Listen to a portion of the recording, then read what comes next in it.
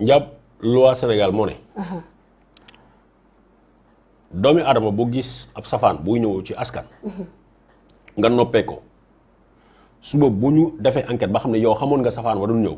yëgaloo ko yow dañ la war a teg daan. tout à fait loolu mooy non dénonciation de crime.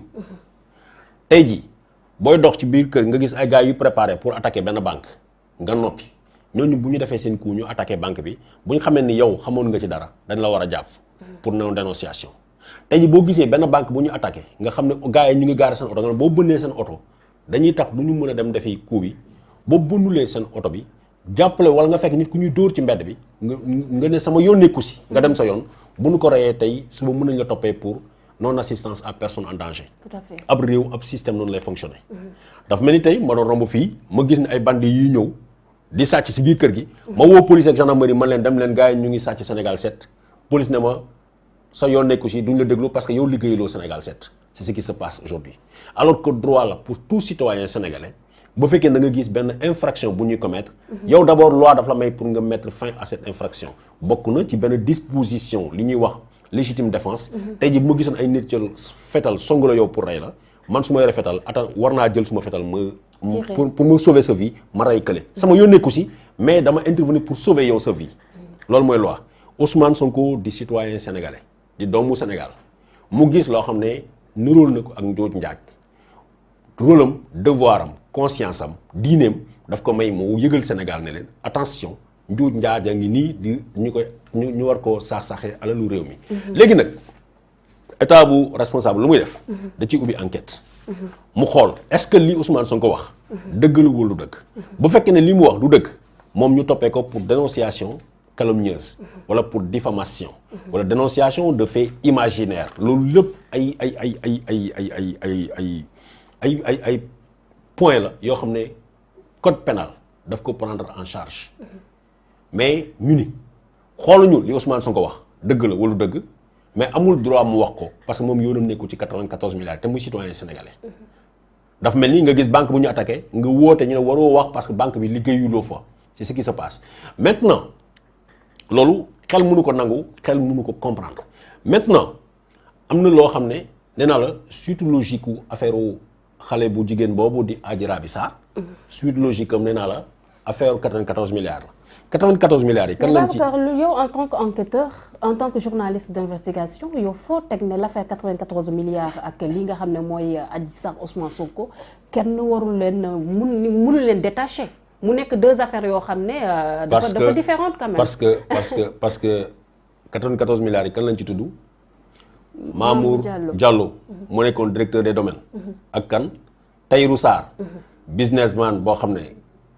kenn pratiquement xamul les grands noms les fortunes du Sénégal bu ñu la wax kenn mënu la wax ni Tahirou Sarr bokk na ci. ñoom ñaar la Ousmane Sonko wax ni dañu dugg ci benn transaction boo xam ne xam nga bu ñuy wax titre foncier boobu bu ñu koy expliquer Sénégalais yi baax na ngeen wax leen fan ba fan la. gis nga lépp luy Kër Massar. cité gendarmerie ak yooyu. lañ ne woon tool boobu beneen paa moo ko moomoon kooku moo gaañu léegi gouvernement Sénégal jël na si partie bu bëri tabax si mooy cité unité 26 Parcelles Assainies unité 1 ba xaw ma unité 25 la xaw ma unité 26 bu Kër Massar ak yeneen construction yu ñu fa def comme li nga xam ne titre foncier sa alal la boo xam ne bu ñu ko jëlee il faut ñu ndàmp la Tahirou Sarr ak Tahirou Sarr jéem a dem porter. caution ñooñu mu am xaalis bu mu leen jox ñi ne nañu 2 milliards la leen sédd parce que man famille bi recevoir naa leen balaa coow li di génn. mais dama gis ni déggoowuñu dama gis ni finalement kenn mënu la wax ñii ñooy les héritiers ndóoy dañu bari tellement kenn xamul. pratiquement lébu boo fekk tënk rek bokk na ci héritiers yooyu. tout à fait donc finalement man xamuma ma ne lii c'est trop compliqué du mu ci dugg. ma bàyyi mais recevoir naa leen man sama bopp ñu expliquer ma situation bi nu mu demee. léegi dafa mel ni man tey ma ne la am naa bor boo xam ne état moo ma ko war a fay mais xalaat naa ne état bi mënu ma ko fay kenn ki nga xam ne moo nekk au cœur de l'état mu complot ak benn waayam ñëw ne la ok Sénégal état bi ngeen ne 10 milliards la leen di fay man léegi naa leen jox 2 milliards man ma féetee bor ak état bi. fekk moom am na assurance ni ñi nekk ci biir état bi dinañ ko jàppale. ki nekk ci biir état bi d'abord mooy Mamour Diallo ki nga xam ne mooy opérateur privé bi nga xam ne moom la ñu activé mooy Tahirou Sarr ñu dem. Ousmane Sonko ne nañu récupérer nañu xaalis bi mais man ma conviction aujourd'hui est que récupérer nañ ko parce que bu ñu ko récupéré wul coow li bu génnee lan moo tax président Macky Sall mu limogé ki nga xam ne mooy Mamour Diallo amul beneen faute bu ñu ko reproché lu dul affaire 94 milliards yi amul leneen président de la République du jël ku mel ni directeur des domaines mu limogé la dafa mel ni le même cas des 29 milliards yu Prodac ki nga xam ne mooy Mame Mbaye Niang mais lan moo ko tëbloo ministère de l' agriculture et consort lan moo tax président mu xëcc ko indi ko si wetam ne ko ministre conseiller ak yooyu coow loolu la mais ma conviction est que au delà de ces deux personnes là muy Mamour Diallo ak Tahirou Sarr ñu bëri ñoo impliqué wu ci loolu et j'ai même peur que ça aille ba mu yegg présidence moo tax bugguñu coow loolu mu jóg dañ koy teg fii teg ci seen tànk mais l' affaire existe bel et bien parce que man toog naa ak ñi nga xam ne ñoo bokk ci ndono boobu ñu wax ma diw naan ma yoroon naa lii diw naan ma jox nañ ma ay millions mais ñu bëri ñu ngi dee. Bref ñoom ñu récupéré 94 milliards. léegi loolu beneen coow la gouvernement bi nee na teg na ci tànkam du jóg. nga ne lan mooy lien bi. ki dox mission bi Sidi Ahmed Mbaye moo taseeg benn dof bu tudd Adji Raby Sarr muy topp ci koñ bi naan damaa am buzz man ci salon tel laay liggéeyee damay maase. fekk li taxoon mu perte son pouvoir Mamour Diallo n'a jamais digéré ça. Mamour Diallo ak ay mbokkam surtout tudd nañ ci l'avocat Lénine pour yow ak pour ce téléspectateur yoo xam ne am nañu opportunité bi mooy Sow l'avocat là bi ñu wax ne moo bind plainte bi mu ne binduma plainte parce que Ziguinchor laa nekkoon avocat boobu mooy takk sëru Mamour Diallo te avocat bi nee na man bi ma recevoir Adji Raby Sarr c'est 15 jours avant man Babacar Touré ma recevoir la yow ñu waxtaanee loo xam ne dina yegg dans 15 jours ma ne la ni nga war a def loolu mooy lal complot avocat bi avoué na ko ne na moom 15 jours auparavant mais plainte bi moom bindu ko bi nga xam ne ñooñu nga xam ne ñoo jege Mamour Diallo ñoom ñoo jege d'abord information bi au tout début ñu préparé ko naa la waxaat tamit position Cheikh Yérim Seck lu tax à un moment mu tiré ci ki nga xam ne mooy Ousmane Sonko parce que Cheikh Yérim Seck Tahirou Sarr bi nga xam ne moom mooy complice Mamour Diallo dans cette affaire là son premier agent de communication ki nga xam ne moo koy porter sa parole. ay certitude la Babacar wala c'est juste des non ay certitude la buy porter sa parole au-delà des sites internet yoo xam ne bëgguma leen tudd fii parce que samay booy lañu mais au-delà de samay booy bëgguma perdre sama temps ci ay second couteau. Cheikh Yérim Seck c'est le conseiller numéro 1 de Mamour Diallo parce que foog nañ ni boo àdduna doon mabre boo woowee Cheikh Yérim Seck sa wet lépp luy fen dana ko defal dëgg lépp luy dëgg dina ko transformer mu nekk fen loolu la ñu gëm Cheikh Yérim Seck sa position contre Ousmane Sonko dans cette affaire là c'est dû à sa proximité ak rôle bi nga xam ne moom lay joué ci wetu Tahirou Sarr léegi nag yeneen site internet yëpp bu nu amulee partenariat boo xam ne teguma ci loxo mais ils travaillent pour Mamour Diallo yaa ngi may dégg donc ci axe boobu la Adji Raby Sarr ñu activé ko pour mu jouer rôle bi te mun naa la wax ba ci avocat bu jigéen bi lan mooy proximité am ak Mamour Sarr mais Mamour Diallo mais Mamour Diallo encore deuxième chose Mamour Diallo kan moo nekkoon avocat am ci 94 milliards yi. Maître El Hadji Diouf donc c'est loolu moo tax ma ne la c'est le même combat 94 milliards yi moo indi lii yëpp boobu la Maître El Hadji Diouf taxawee contre Ousmane Sonko parce que auparavant Maître El Hadji Diouf amul benn problème ak Ousmane Sonko mais ci 94 milliards yi la problème yi amee moom c'est un avocat engagé par Mamour Diallo. Engagé encore par Mamour Diallo pour accompagner ki nga xam ne mooy Adji Raby Sarr. Maître El Hadji Diouf nee na leen dama fekk koo xam ne amul ndey amul baay amul dara ma jàppale ko kañ nga mës a gis Maître El Hadji Diouf mu jàppale kenn koo xam ne amul ndey amul baay wala pauvre bu nekk fii ci Sénégal mu am problème Maître El Hadji Diouf jàppale la. jamais c'est l'avocat du peuple hein. avocat de son peuple ouais. Maître El Hadji Diouf à part moom ak ñeenti jabaram yi amul beneen militant boo xam ne mën na la wax ni peuple bi moo ànd ak moom Maître El Hadji Diouf c'est-à-dire El Hadji Diouf boo waxtaanee sax ak les avocats sérieux dañ la naan parce que man à plusieurs reprises j'ai pris des avocats pour ay nit ak affaire dañ la naan non il faut nga dugal ci Maître El Hadji Diouf pour mu xumbal pour mu neexal parce que moom taasukat la moom day taasu donc c'est ça loolu mooy rôle lu Maître El Hadji Diouf dans cette affaire là loolu moo ko impliqué c'est pour défendre ki nga xam ne mooy Mamour Diallo donc le combat de Mamour Diallo perdu le combat qui a été perdu dans l'affaire des 94 milliards moom la transféré mu préparé Adji Raby Sarr pour mu def deuxième coup bi donc mënoo leen dissocier et jóge nañ ci combat bi ñu ngi préparé yeneen donc moo tax nag gis nañu conséquence su impréparation gis nañu conséquence su ay tappale ay nit yu jóg ne dañuy complot gis nañu fu mu mën a yóbbu ab réew parce que entre le 3 le 4 le 5 le 6 mars le 6 ba le 7 mars le Sénégal était à 2 doigts de sauter le 8 mars nag li fi xew ñëpp gis nañ ko mais avant ñu yegg ci explosion bu 8 mars il y a eu des jours yoo xam ne ay guddi yu métti la mais loolu waruñu ko nangu ab Sénégal pour benn nit fu may daanalee ci phase boobu. tey gis nga Me El Hadji Diouf boo ko waxalee ki danaan gouvernement cuune gouvernement dof wan nañ ko ginnaaw président Macky Sall ak gouvernement ils ont compris que cette affaire là affaire bu pourri la dañu comprendre ni dealu ay dof ñoo ko tëgg. et tous ces morts finalement. tous ces morts waxoon naa leen ko ne leen parce que bu ñu ubbee enquête dinañu remonter ba si ñoom ñi nga xam ne ñooy kilifa yi parce que gis ngeen concomitamment gis ngeen ñu bëri ñu limogé ay responsable de sécurité ñi nga xam ne waxoon nañ leen notamment le commissaire Arouna Sy. parce que les deux parties yëpp ñoom na ku nekk dafay jiiñ moromam cette affaire. waaw xam nga gis nga état bu Sénégal avec la sortie du ministre. waaw xam nga gis nga aussi Ousmane Sonko ak ay ñooñam. xam nga lu ñuy wax l'équilibre de la terreur xam nga ak l'équilibre de la terreur mooy lan. mooy tey jii soo ma bettoon may sàcc fii. nga xam ne boo génnee ci biti di nga ko waxi man damay njëkk a dem ci biti man leen mu ngi ñëw fenkat la bés boo ñëwee doo am la wax parce que nit ñëpp dañuy fàtte seen nopp c'est ce qui se passe dans cette affaire là nit ñi sénégalais dofuñu am nañu seen i bët xippi nañu gis nañu gisuñu benn manifestant ñi nga xam ne dañoo bokk ci camp Ousmane Sonko en tout cas kenn mënu ma woon image man ku ma woon image man nangu ak yow ma vérifier damay nangu ak yow kenn mësut a gis ñoo xam ne ay opposants la ñu ànd ak Ousmane Sonko ñu yor jaasi. kenn gisul opposants yi nga xam ne ñoo ànd ak Ousmane Sonko ñu yor ay fital lu ñu leen gisee mooy ay xeer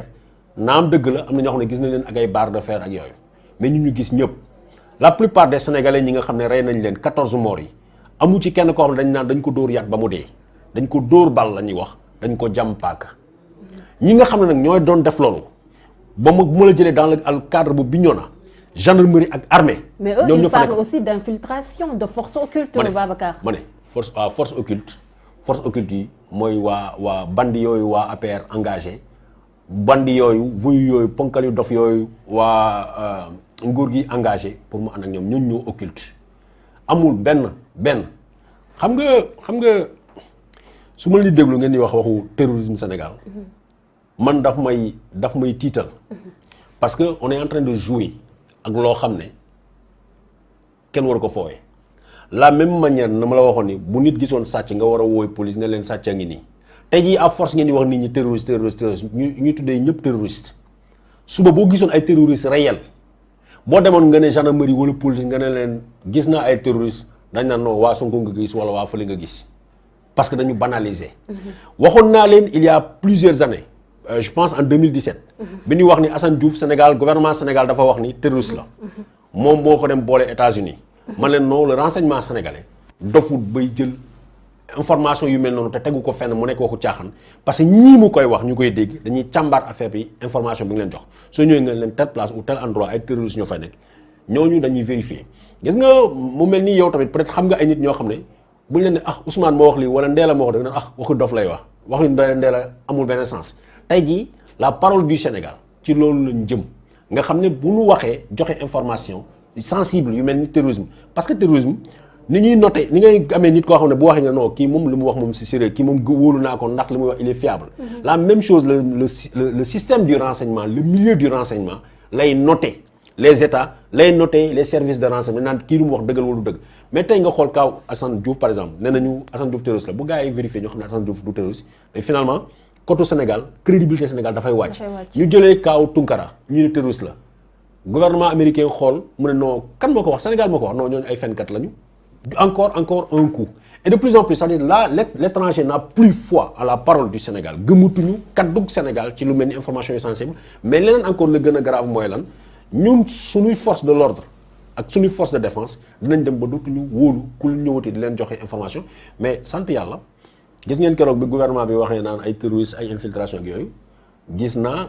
armée seen bopp keroog bi ñu leen joxee plateau sama xarit Khalifa comment est-ce que Pape Der nee nañu Pape Der toog nañu ci plateau ne leen Sénégal amul terroriste en tout cas pour le moment amul fenn fu ñu waxee l'existence d'un foyer terroriste waxuñu fenn fu nga xam ne am nañu l'existence d'un foyer djihadiste fi may jaaxale ci terrorisme nag mooy peut-être ñi nga xam ne ñoo ñu gën a féete ndaw duñ ko fàttaliku ñun bi ñu nekkoon xale au fronton de la classe ci biir classe bi ci kaw dañuy bind ci kaw tableau bi l'apartheid est un crime contre l'humanité classe yëpp lañ ko doon def jamono jooju ñi nga xam ne ñun ñu ngi leen doon supporter Sénégal mu ngi doon supporter ñooñu nga xam ne ñoo doon combattre apartheid ñooñu seen réew ab terroriste lañ leen doon wooye ñoom Nelson Mandela ay consort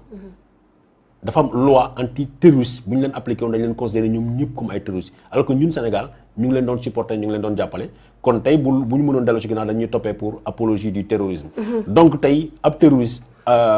appellation de terroriste gis nañ ni koo contre koo bañ dafa mel ni waa Israël dañuy wooye waa Hamas terroriste dañu gis ni waa Hezbollah dañ leen di wooye terroriste dañu gis ni comment il s'appelle waa Iran israéliens yi dañ leen di wooye terroriste ñoom it ñu ngi leen di wooye terroriste donc terroriste lan la mooy koo xam ne yow yaa njëkk a yuuxu rek mais nag le terrorisme à la base c'est un système d'État bu ñu koy créé 1789 la Révolution française ñan ñooy terroriste mooy ñi nga xam ne ñu bokk ci nguur gi bëgguñu askan wi wax ñu yor seen i fital comme ni ñu gisoon barki démb le 8 mars gars yi di dugg ci kër yi di dajji yor ay fusil à pompe ak ay M16 wuy ay fusil d'assaut en tout cas di attaquer ay nit ñi di dóor ay bal loolu mooy système terrorisme parce que terrorisme mënuñu ko génnee ci état boo xam ne mooy cautionner ay bandi ak ay boromi doole ñuy daal ci kaw ñi nga xam ne amuñu benn moyen de défense. Babacar si say enquête ba tey ñu bëri sax dañoo jàppoon ne Kewoulo si lépp rek loo xam ne mœurs lay gën di yëngu mais gis nañ ne carrément que sa tentacule yi donc étendre si frontières yu bëri dañoo gis l'affaire Adji Sarr Ousmane Sonko li nga jëlee woon parti pour Ousmane Sonko ñu gis aussi beneen affaire bu nekk l'affaire du fils de Cheikh Yérim Seck man ma la si féliciter parce que bokk nga si quelques rares journalistes yi nga xam ne ñun suñu corporation bi dañuy bëgg a def ay solidarité de corps wax nañ ci mais dafa am benn traitement boo xam ne def nga si ko si aussi mu xaw a jaaxal nit ñi parce que dañoo gisoon ne si kii di Ousmane Sonko da nga ñëwoon rek wane sa position ne Adji Sarr lu muy wax amul l'affaire du fils de Cheikh Yérim Seck un jeune Souleymane Sidi Seck ak boobule collégien Louise ñu gis aussi nga mel ni comme kuy attaquer frontalement le fils de Cheikh Yérim qu'est-ce qui justifie 2 poids 2 mesures yooyu kaw Ousmane Sonko man nekkuma woon Sénégal nekkuma woon du moins à Dakar bi yëf yi di am j'étais au Cap Skirring mais dans les premières 48 heures yëg naa yëf yi pratiquement sans que ma ñëw amoon naa ci les renseignements waxuma la information de xam nga ab renseignement mooy information boo xam dañ koo tëgg ba mu ñor ab information mooy lu ñu lay yëgal nga war a càmbar renseignement mooy loo xam ne mooy permettre état yi mooy permettre régime yi ñu mën a attaquer ab réew man ay renseignement laa ci amoon renseignement détaillé comme nu lay waxee dama ci amoon bulletin de renseignement donc su ma xamuloon lépp xamoon naa dès le début ni complot la lu bokkul ak loolu yow journaliste nga caméra nu muy positionné pour mu filmer la pour mu baax micro bu tàkk ak micro bu tàkkut yow xam nga ko donc man soo ma joxee bulletin de renseignement ma xool bulletin bi mun naa ne lii du lu naturel mun naa ne lii dañ ko tëgg complot la wala du complot même su ma fekkewulee donc je suis parti de ça ba ma ci jógee nag dama ñëw biir Dakar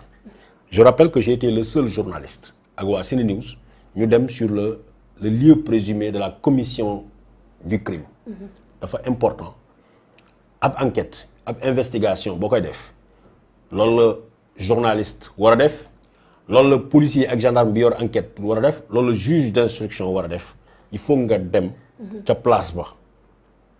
gis naa dans des pays démocratiques pays plus développés léeg-léeg sax bu fekkee ne nit nee nañu fii la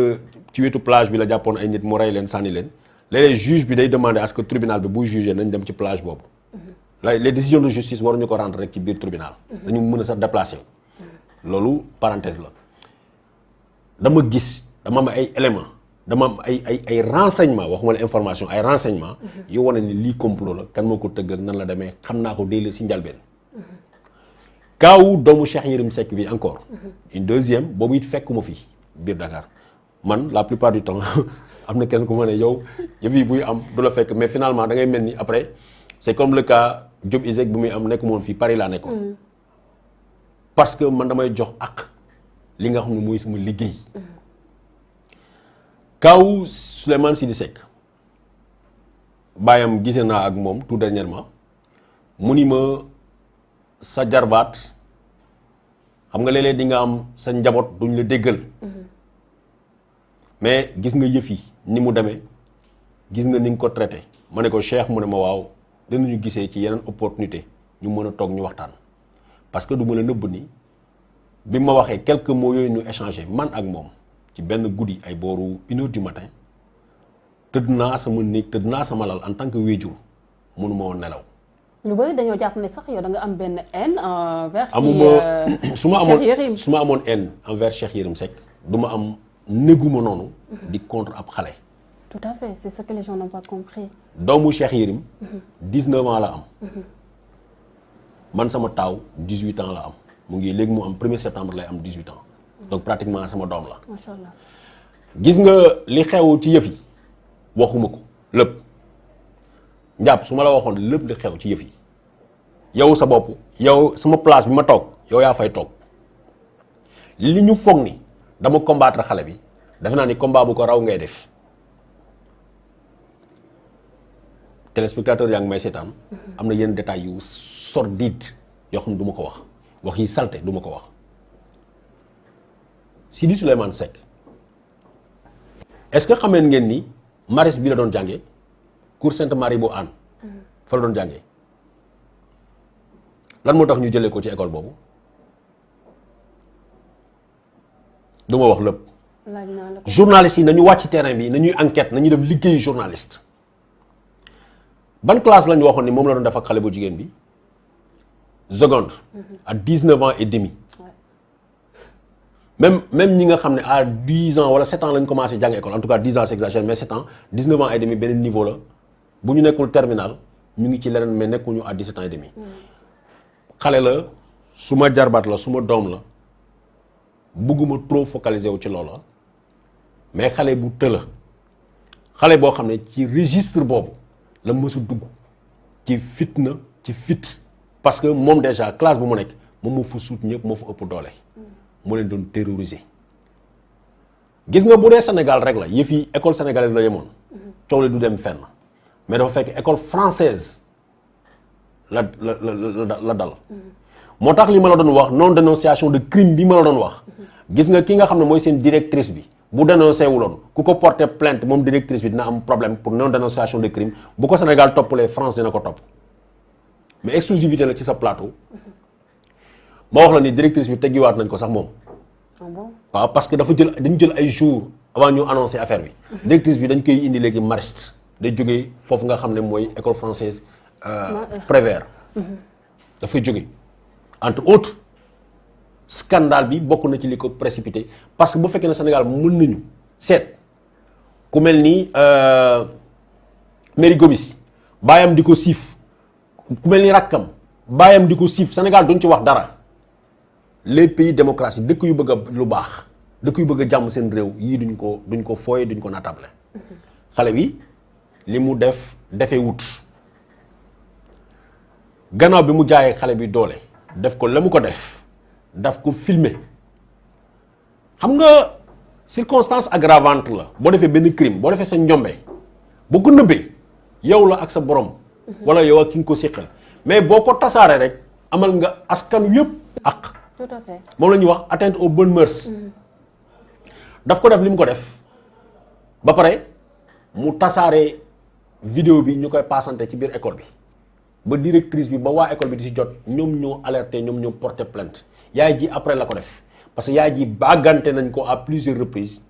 bu ñu noppewoon bu ñu croiser les bras yëf yi du dem fenn. mais Babacar doguma la sax le fait que mu tasaare vidéo yi loolu dafa nekk loo xam ne une chose qui est impardonnable mais dañoo gis aussi si vidéo yooyu mu am benn échange boo xam ne entre la fille et le fils de Cheikh Yérim Seck mu mel ni comme fille bi day wane ne carrément moom elle n'a pas été violée est-ce que audio boobu wala sax son yooyu aussi bàyyi nga ci xel aussi Babacar. bien vrai que la fille elle est mineure aussi. dañu war a yar doomi Sénégal yi dañu war a yar waa réew mi. mu mel ni comme vidéo yi bi ñu ko tasaare wutoon li nga xam ne di viol kenn du ko wax dans cette affaire. ma ne bien vrai que l'affaire est impardonnable. dañu war a yar waa Sénégal dañu war a yar suñuy doom. tout à fait je suis d'accord. dañ leen war a expliquer lan mooy viol. article 320 bu code pénal nee na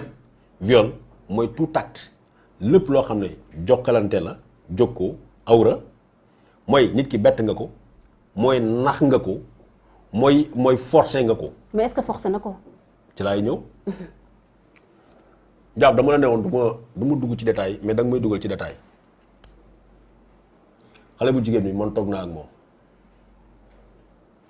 keroog bi nga booy bi di sàkku dafa gisoon ay réglam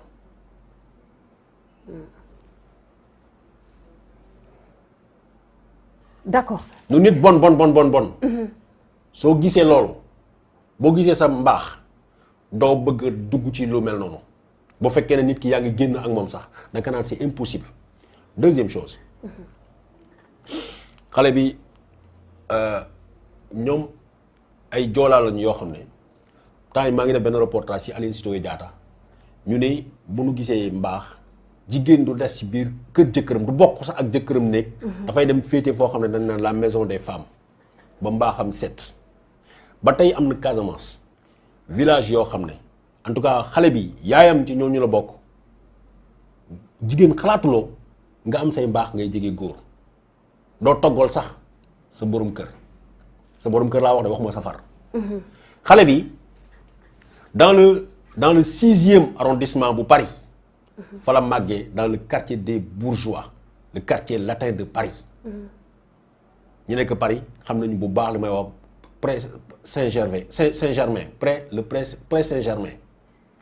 booru cathédrale Notre-Dame et consort booru lii les grandes universités la Sorbonne et consort moo doon quartier am. dégg naa seen fen yi ñu ne bandi la woon bu të moo tax ñu indi ko fii Sénégal du dëkk yaayam banque et assurance lay def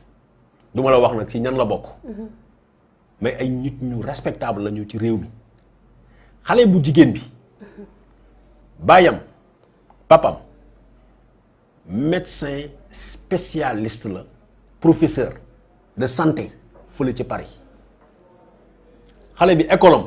bu mu nekkee Paris ak këram doxul 6 minutes pour mu ñëw jàngi si xam nga lan moo ko indi Sénégal dafa fekk dañu tëj France ku ak Covid 19 tey ñu jàngi suba du ñu jàngi. te yaayam nekk la ci lu bare Sénégal di def ay business moo tax xale bi ne ko yaay est-ce que du mu ñëw Sénégal au moins puisque ñoo l'école est ouverte nit ñi ñu ngi jàngi pour mu mën a jàngi moo gën may nekk fii tey ma jàngi suba ñu ne ñu tëj ñu ak ñooñu loolu moo tax yaay ji moom Ziguinchor la nekkoon mais am na kër Saly mu am na kër Mbour mu bëgg indi xale bi mu ñu ne ko fële rek moo am place parce que sinon Maris la ko doon indi noonu la indee xale bi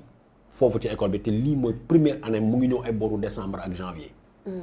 dafa fekk moom mooy choco ba classe bi ñu considéré ko xam nga yeneen xale yi nga xam ne doomu France la ñu juddoo nañ fi wala màgg nañ fi dañuy làkk wolof bu set dañuy foo dañuy voilà ñooñu dañuy lu ne la ñuy def lu ne la ñuy wax bon su ma waxee lu ne la ñuy def c'est-à-dire dañuy làkk wolof dañuy foo keneen moom déggul sax wolof pratiquement mu ñëw noonu la Sidi Souleymane Seck moom dafa def fixation ci xale bi yow jigéen nga. mais nan tey xam nañ li may wax koñ boo gis xale bu jigéen bu ganu xale bu jigéen bu ñëw rek xale yu góor yëpp dañuy defaru ba rafet pour jëm ko doxaan balaa ñu mën a doxaan rek muy gan noonu la defee ci xale bi keroog bu muy lii acte bi di am daf ko invité woon ci biir kër gi ne ko pour ñu def révision moo gën ngay dem ba seen kër xale bi dugg nee na paaka la ko génnal ndeke mu ngi teg caméra di ko filmer. ah bon loolu la wax. mais xam nga paaka boobu léegi dama lay relancer rek Babacar excusez-moi c'est que paaka boobu ak film boobu Babacar man te bëri naa si morom kenn mësul gis nit buy def crime wala nga am ay problèmes psychiatriques di ko filmer quand même pour finalement mu tomber entre les mains des policiers wala sax mu am ay preuves par rapport ak sa crime nga Babacar. qu'est-ce qui explique aussi cela. ak moo bari nee naa la ak moo bari nit ñi nga xam ne bu ñuy def crime bu ñuy def délit balaa moo neex. donc finalement seen délit le garçon il est dérangé. seen délit loolu dinaa ko bàyyi psychiatre yi ak bàyyam muy ko ci psychiatre yi ñu xool am na ñu bëri ñoo xam ne gis nga psychopathe yi. loolu en criminologie lañ koy jàngee non psychiatrie gis nga am nit bu dugalee ci bopp bi ni njàpp dama koy dóor bal mais balaa ma kaa dóor bal damay fekk mu nekk ci biir mbooloo ak ay collègue am foofu laa koy dóoree bal. est-ce que kon mën nañu wax ne il voulait humilier la fille. gis nga boo amee opportunité sax rey la ci mbedd bi. du ko def moom plan bu mu dessiné dans sa tête il faut plan boobu moo am. tout à fait. yaa may dégg léegi c'est simple. ba ci ampoule yi yeeg lu nekk nit mën na ko filmer nit mën nga teg sa téléphone muy filmer lu nekk gis nañu am pagaay yi ay cas nit ne la sa woo la WhatsApp nga ne ko defal nii nga filmer ko tout ça loolu beneen domaine la dugguma ci mais lenn mun naa la ko wax mooy lu mel ni par exemple domaine conversation bi conversation bi dañ leen génnal benn partie bu ndaw boo xam ne sax seen matadi la nga déglu ba naan ko est-ce que je t'ai violé est-ce que je t'ai violé est-ce que je t'ai violé xam nga mais lu tax joxuñu leen conversation ba mu jeex benn bu dañ leen daggal loolu mu ngi amee keroog bi nu booy bi xamee ni dañ koy convoquer police bi ko directeur bi notifié dañuy yóbbu affaire bi ci yoon la jël téléphone mu woo xale bu jigéen bi conversation bu gudd la mais lu ndaw loolu lañ ci dagg ñu balancé ko. léegi nag lan moo tax man ma jël posture bi ma taxaw. ku ma xam ne Babacar Touré ku ñu néewal doole mu taxaw sa wet loolu sama marque la man du ma xeex sama xeexu jàmbur rek laay xeex. Deuxième chose dama gis ni comme ni nga ko waxee je suis l'un des rares journalistes toute la corporation a fait bloc alors que chaque jour ñu ngi génnee ay ñoom doomu diw article yi ñu bindee yëpp ay doomu diw ak doomu diw lañu. c'est vrai. pourquoi tey mun a nekk doomu journaliste ñu noppee ko loolu laa ne du fi nekk te it yëg naa ab réunion secrète ab ay gisee yu ñu def waa il faut ngeen jàpp ci mu mel ni dañuy jël kële dëggam ñu néewal ko doole parce que moom baayam du journaliste parce que yaayam amul réseau yi baayu xale bi am. mais aussi et surtout parce que c'est un enfant xale la boo xam ne dañ ko traumatiser à vie. parce que li lay firndeel li nga xam ne mooy déggoo bi ñu def Cheikh Yérim Seck dofut journaliste la boo xam ne bu lu bokkul ak xam-xamam ak parcours am. mën nga ne mag la. tout à fait xam na lu loi tere ak lu loi terewul boole ci nee na juriste la parce que droit la def. Cheikh Yérim Seck si boppam jël na responsabilité bind ab communiqué boo xam ne mu ngi baalu ak ci li ko dal mu ngi delloo boppam ca yàlla mais it mu ngi seet famille wu xale bu jigéen bi mu tudd xale bi tudd turam alors que loi dafa interdire un enfant mineur ñuy def turam ci benn article même bu fekkee ne pour wax ni xale bi gagné na grand prix amuñu droit loi daf ñu ko interdire même bu fekkee dafa gagné coupe du monde la gagné xale bu mineur kenn amul droit publier photom publier li nga xam ne mooy turam fekk amuloo consentement parent am Cheikh Yérim Seck bu koy def bi mu koy def xam na bu baax li mu ko def xam na bu baax la mu doon def occasion la ma wax la ni man daje naa ak xale bi man toog naa ak yaayu xale bi waxtu wi ñu toll ab plainte dugal na ko contre site internet yi nga xam ne ñoo dugal publier photo doomam ak vidéo doomam donc jàpp leen ni dina am suite lu bokkul sax parce que interpellé woon naa ci benn jour waa CDP mooy Awa Ndiaye ak organisation am boobu saa yu askan wi soxlaa pour ñu taxawal askan wi pour ñu taxawal ñi néew doole duñ leen gis duñ leen dégg alors que nit ñaa ngi noonu waa CDP laay wax ñu ngi fayeeku ak askanu alal wi parce que nee na ñu dañuy protéger les données personnelles mais gis nañu dans leur protection dafa am c'est une protection sélective parce que cas yi bari nañu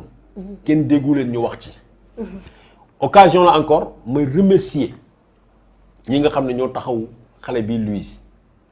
gis nañu pour ñu jéem a sax de l'autre côté neewoon nañ leen sax non amul 15 ans 16 ans la am mais peut-être ku juddu Fongolimbi dama waa Fongolimbi baal wala ku juddu Agnam Coddaay mën nañu wàññi atam mais lii xale la bu juddu dans une grande ville xale boo xam ne Paris la nekk donc am na yenn yoo xam ne kenn mënu ko def xale bi 15 ans la am moom laa lay won ne encore ñii nu ñu tordurer nu ñu defee seen complot pour yàqal doomi adama bi dañu jóg ñen la 16 ans la am parce que dañu xam ni loi dafa wax ni xale boo xam ne amagul 16 ans ku ko tëddee da nga def li ñuy wax pédophilie. amul sama gel la amul sama jabar la. tout à fait. 16 ans boo ko amulee boo ko laalee am nga pédophilie nga def donc cadre bi cadre pédophilie lay dugg. pour éviter loolu moo tax ñu indi seen complot bi yëpp léegi nag man Babacar Touré même bu ma nekk man kenn du ma gis kenn ci kaw suuf tant que maa ngi dund ànd ak sama sago vacciné gu ma du ma gis kenn koo xam ne néewal nañ la doole ma dem ma ànd ak ñoom su ma gisee dëgg la ma naan lii dëgg la lii fen ma ne lii fen la. loolu moom mooy yàq man. mais Babacar am na benn rumeur boo xam ne man ku mel ni man nga xam ne dama lay suivre lu bëri man loo xaar pour nga def ci say gëstu moo nekk Idrissa Seck mi nga xam ne nit ñi dañ koy accuser de folie. ba ñu am benn kii boo xam ne génne ne ko sax ñu on parle de mal de gorge ñu ngi ko évacuer en France yow est-ce que jot nga see. non du ma seetloo man du ma seetloo xam nga lu tax. y a ce qu'on appelle la vie privée d'une personne. Même bu dee personnalité la. mais c'est une personnalité. waaw même bu dee personnalité la même bu dee personnalité ça c'est un débat idéologique boo xam ne journalistes yi d'accord ñu ci. voilà man Babacar Touré nit ku wéradi. nit ku feebar dama lay ñaanal yàlla nga jóg ak jàmm. mais du ma jël sa bulletin de santé ma di ko exhiber maanaam diwu feebar bii la yor wala feebar bee la yor. seetuma ko te bugguma ko seet dégg naa ñu bëri ñu wax mais 90% yi ñuy wax ci yu mel ni ay waxi naka sa kandang la rek. yëg nga fii ci ginnaaw ki nga xam ne mooy ancien premier ministre Boun Abdallah Dionne. tout à fait photo yi ñu fi diffusé. wax leen ni dafa mel nii dafa mel ni dafa mel ni. te bëri na. bëri na cas yu mel noonu man lépp loo xam ne dafa dugg ci cadre vie privée notamment wàllum santé parce que santé dafa di loo xam ne yàlla moo koy joxe. yàlla moo koy nangu à tout instant taxul nit ku bon. taxul nga baax. Idrissa Seck li ma koy ñaanal yàlla bu fekki ni dafa tëdd yàlla na ko yàlla yëkkati ak jàmm la même manière laa xëyoon il y a je sais pas 1 an ou quelque. gars yi diffusé na leen Marième Faye Sall dafa doof preuve baa ngi nii fi lañ koy fajee ñi ma ko woo ki nga xam ne moo diffusé woon information bi pour la première fois mooy xale bu góor bi nekk ci site internet yi dama ko interpellé parce que dama nekkoon ci benn panel ak moom ma ne ko mais yow li ngay wax ci fan nga ko teg bu ma tontoo rek njàpp mooy tontu nga ma bu ñu fàtte ni ki génnee rumeur boobu certainement moo nekk derrière la rumeur de Idrissa Seck malade moom moo ne woon Casamance am na benn village bu tudd Pakao vacciné nañu ay nit ñu bare dee nañu mu def ko live alors que Pakao c'est comme si tu disais le Saloum. C'est comme si tu disais le Waalo. C'est comme si tu disais le Ndiambour. C'est une région administrative. Tout à fait. kooku encore moo jóg defal ñu benn live jamono bi ñuy seet Diary Sow ak benn ku jigéen ku nekk Paris naan Diary Sow mu ngi fii dañ ko séquestré ci benn kër la muy amatee ñëpp. yaa ma dégg mun naa la jox exemple yu bari. barki démb encore moom moo ñuy wax encore mu ni ñu ngi préparé Macky Sall mu ngi préparé complot terroriste contre Touba ak affaire yu mel. man ay fake news. nekkuma ci man loo xam ne dafay amul benn sénégalais yi benn njariñ quoi Idrissa Seck bu fekkee dafa feebar comme ñeneen ak ñeneen ñu wax dañu feebar yàlla leen yàlla yëkkateeg jàmm mais ku mu feebar wala mu tëdd man defe naa ni loolu amul benn njariñ Sénégal.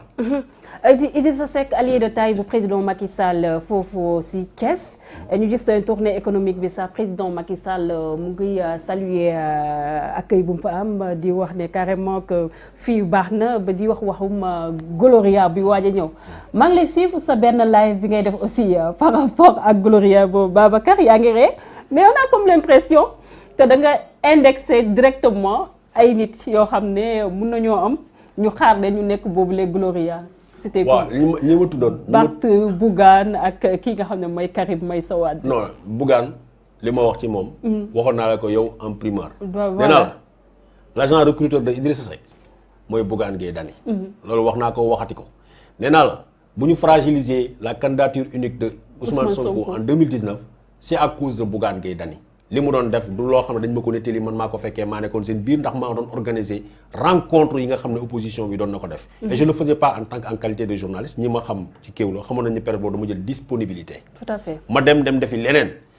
wax naa leen ay CD ngi toog tudd naa leen Amsatou Sow Sidibé tudd naa leen Abdoul Mbaye tuddal naa leen professeur Sourang tuddal naa leen ay tur ñoom ñu ngi dund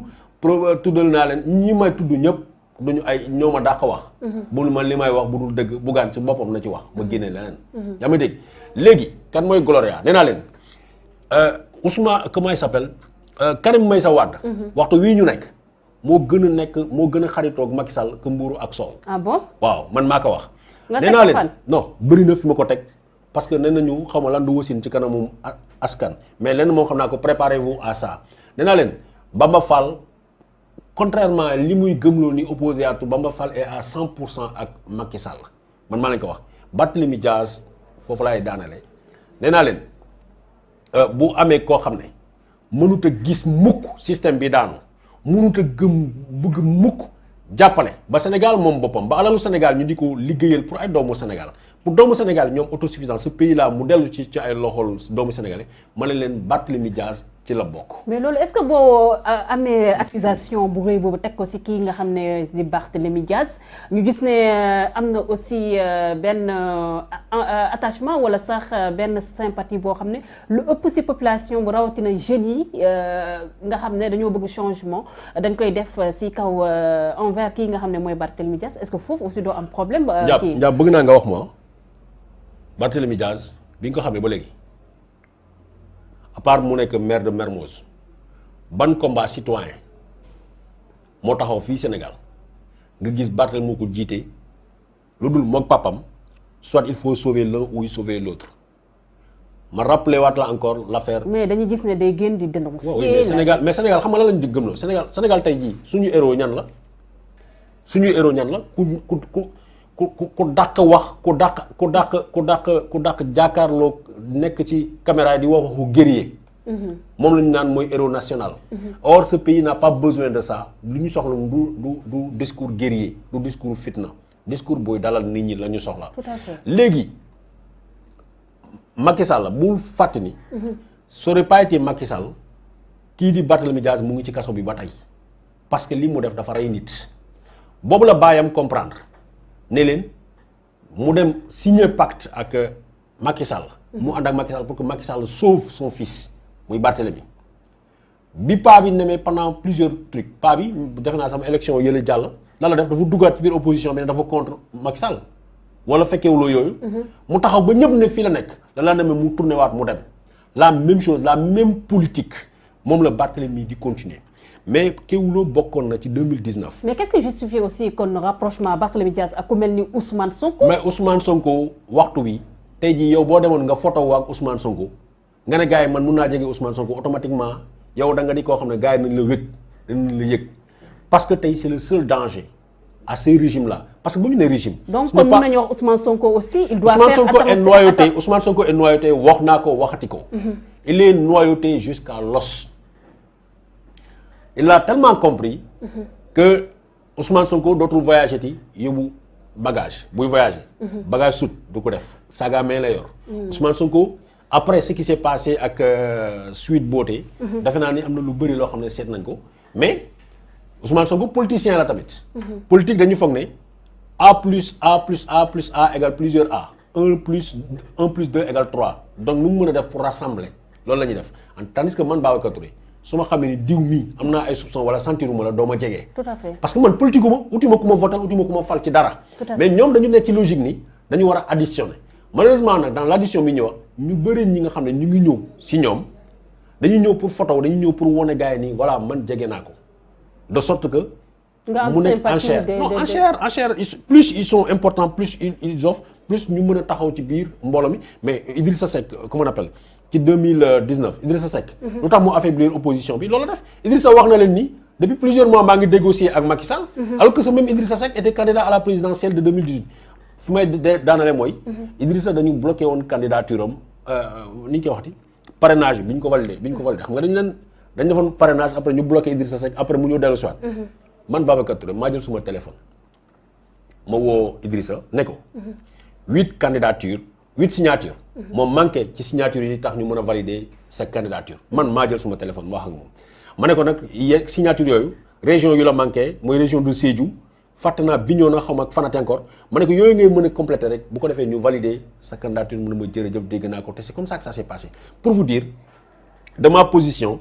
dama am ay information yoo xam ne parfois yu très sensible mais damay xool lan moo di njariñu Sénégal ma def ko bul fàttee njàpp encore 6 candidats yoo xam ne ñoo war a jàll ci élection présidentielle kii wuloo moo ko joxe man maa ko joxe. tout à fait 58% bi nga xam ne Macky Sall war na ko annoncé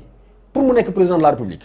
balaa mu ko annoncé man laa jot information bi mais man lii du ma ko annoncé parce que su ma ko annoncé dëkk bi day tàkk. Babacar waxtu bi xoj na mais le phénomène Bougane Gueye Dany aussi on parle de Ousmane Sonko mais fu mu toll nii gis nañ aussi Bougane Gueye Dany on a comme l'impression il est en train de suivre les pas du président Macky Sall en 2011 ba nga lecture nga ci def